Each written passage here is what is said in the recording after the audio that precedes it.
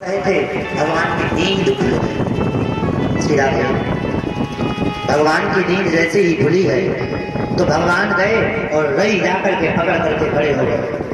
रई जिससे मतलब थे रई ही तो इसको बोलते थे है ना। रई पकड़ करके खड़े हो गए।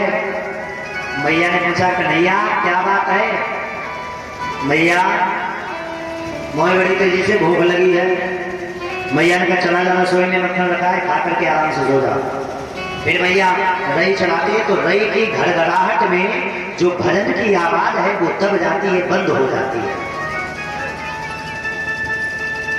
जो आवाज बंद हो जाती है तो भगवान फिर से रई पकड़ करके खड़े हो गए। ए लाला अब क्या चाहिए तो बोल तो भगवान कहते हैं मैया मैं कुछ नहीं चाहिए। लाला चंदा मामा देखो चंदा मामा चांद मांगे लगना तरैया मांगे लगना रोई रोई गुल की जुढ़िया मांगे लगना।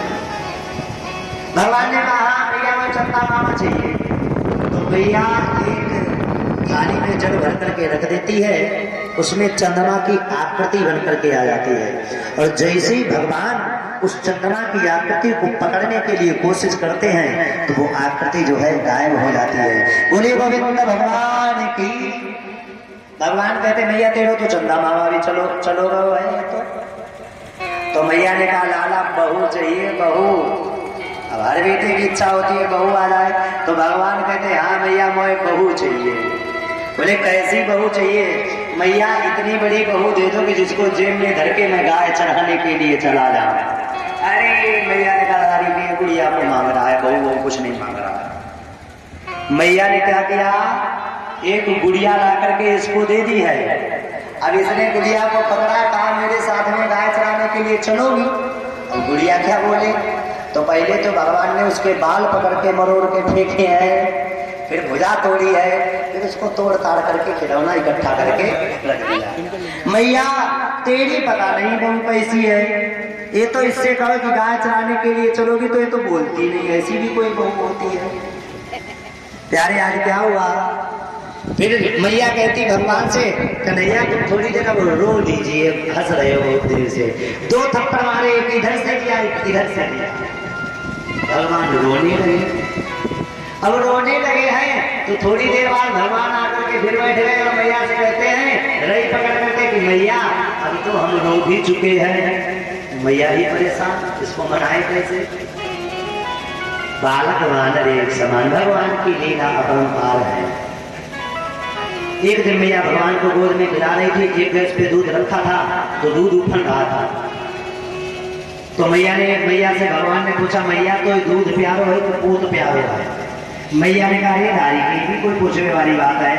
मोहे तो अपना लाला जो है वो सबसे प्यारा लगता है।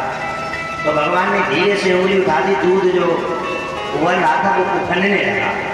तो रोहिणी तब तक आ गई। रोहिणी ने कहा मैया देखो दूध उफल रहा है। जैसे ही रोहिणी ने कहा मैया ने कन्हैया को रख दिया एक तरफ और दूध को उतारने के लिए चली गई। भगवान को इतनी गुस्सा ये भी कह रही थी मुझे लाल प्यारा है और इतनी जल्दी दूध बचाने के लिए चली गई।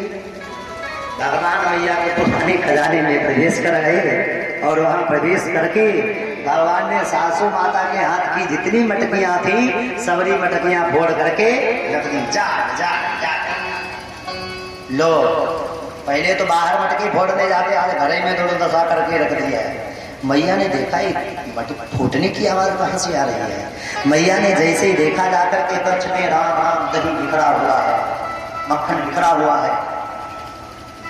मैया ने कहा हे लाला मैं तो सोचती थी कि गोपियां झूठ शिकायत करती हैं लेकिन वो गोपियां सत्य बोलती थी। तू बताओ सबरी मटकी फोड़ दी। मैया आ गई। मैया ने रस्सी ली और ऊफल से बांधना इसको प्रारंभ कर दिया। वही ऊफल जिससे पुराने जमाने में माताएं पुराने जमाने में फ्रिज वगैरह तो चलता नहीं था तो मटकी का पानी पीते थे तो व्यक्ति ज्यादा बीमार नहीं होते थे।